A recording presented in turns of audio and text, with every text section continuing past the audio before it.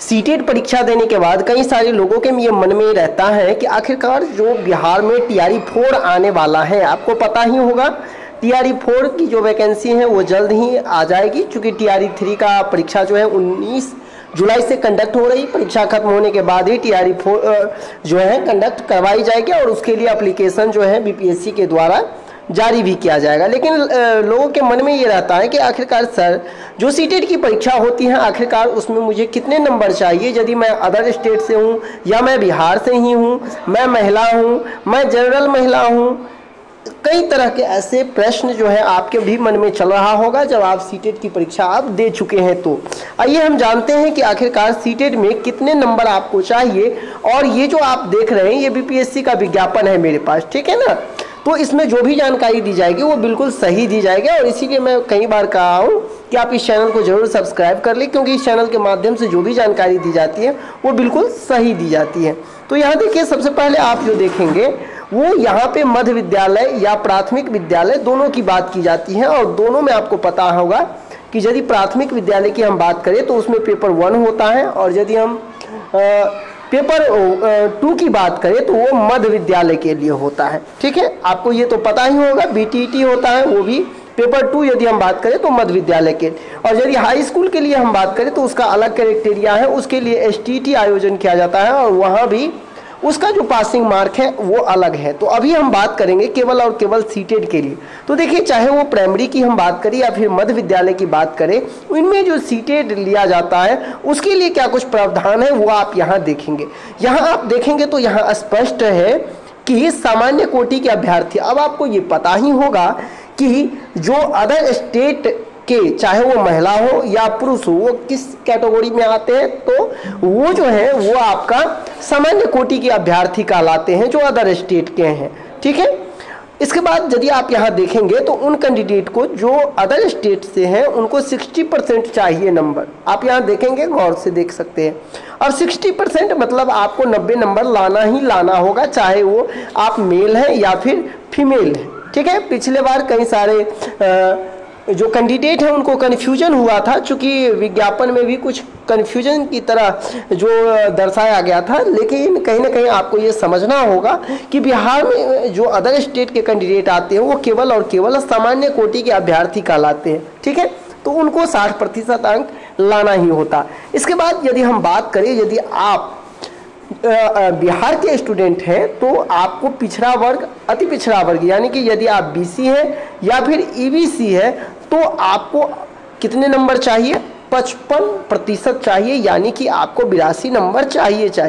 81 number है तो आपको नहीं होगा, और ऐसा भी नहीं है कि आपको 83 नंबर लाना है। ये मैं कंफर्म आपको कर दूं कि आपको 82 नंबर है तो निश्चित तो आप श्योर हैं कि आप जो है वो BPSC में आवेदन कर पाएंगे, ठीक है।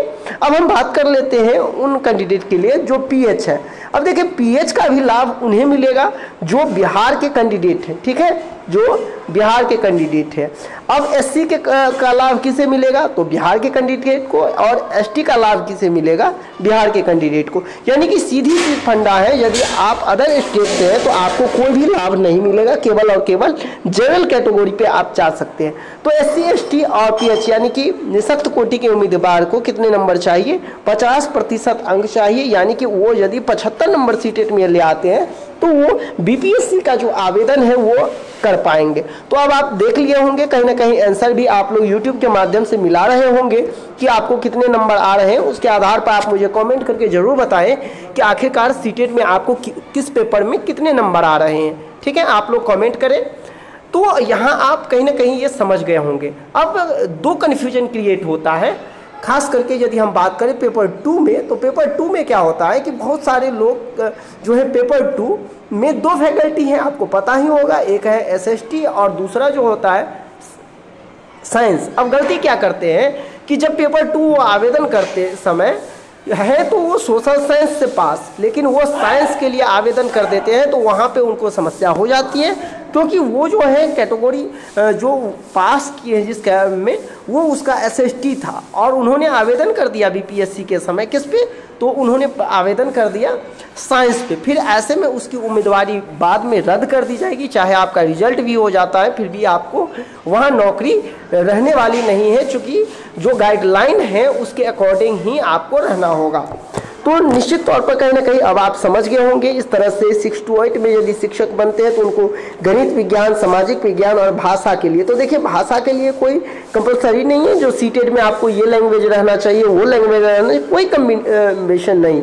लेकिन गणित विज्ञान के लिए आपको जो है साइंस से होना जरूरी है और सामाजिक विज्ञान के लिए आपको SST से सीटेट या बीटेड होना आवश्यक है। उम्मीद करते हैं कि इस जानकारी के बाद अब आपको समझ में आ गया होगा कि आखिरकार मुझे सीटेट में कितने नंबर लाने हैं।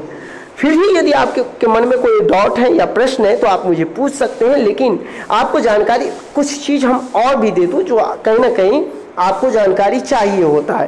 देखिए जब आप सीटेट में 60% की बात करने लगते हैं तो जो बिहार के कैंडिडेट होते हैं बिहार के, और यदि वो जनरल से हैं या फिर वो EWS हैं, ठीक ना, अभी आपको पता होगा EWS जो है 10% जो आरक्षण, तो देखिए आपको लाभ तो मिलेगा 10% जो रिक्ति बनेगी उसका 10% रिक्ति EWS का होगा। लेकिन कई सारे लोग जो है वो कंफ्यूज कर जाते हैं, जैसे आपको पता होगा EBC को लेकर के कंफ्यूज करते हैं कि EWS को EBC समझते हैं, उनको ऐसा लगता है कि कहीं ना कहीं 55% पर भी हम सीटेट सफल हो गए। लेकिन आपको समझना होगा EWS जो है उसको भी यदि आप बिहार के कैटेगरी हैं, बिहार से हैं, बिहार के कैंडिडेट हैं तो पर भी आपको कितने नंबर चाहिए, 60 नंबर चाहिए। यहाँ पे कोई भी छूट नहीं दिया गया है सीटेट में, चाहे हम बात कर ले EWS की या बिहार के जो जनरल मेल कैंडिडेट हैं उनको कोई भी छूट यहाँ नहीं दिया गया है। तो उम्मीद करते हैं इसके बाद कहीं ना कहीं आप समझ गए होंगे कि आखिरकार BPSC में शिक्षक बनने के लिए जो सीटेट में कितने नंबर आपको चाहिए होते हैं।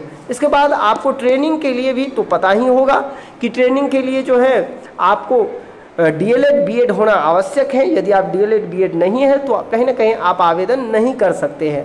और ये जो है कई सारे लोग ये भी समझने लगते हैं कि आखिरकार कौन से सब्जेक्ट ऐसे हैं, किस सब्जेक्ट में टीचर बनने के लिए DLED और BEd नहीं चाहिए। तो आपको मैं ये बता दूं कि म्यूजिक यदि आपका ऑनर्स है और 9th 10th में म्यूजिक के टीचर आप बनना चाहते हैं तो उसके लिए जो है BEd DEd नहीं है। और साथ ही साथ जो आपका कंप्यूटर टीचर है उनके लिए भी BEd DEd का होना आवश्यक नहीं है। तो उम्मीद करते हैं अब आप पूरे के पूरे चीज़ समझ गए होंगे कि आखिरकार क्या कुछ सीटेट का फंडा होता है BPSC के लिए। तो मिलते हैं नेक्स्ट वीडियो में, अभी के लिए बस इतना ही। बने रहे मेरे YouTube channel CTT success classes पे, और जो भी आप सभी को डाउट हो सीटेट से लेकर या फिर आपका जो अपना योग्यता है उससे रिलेटेड, तो आप मुझे बेहिचक जो है कमेंट कर सकते हैं। आपकी हर एक कमेंट का जवाब दिया जाएगा। धन्यवाद।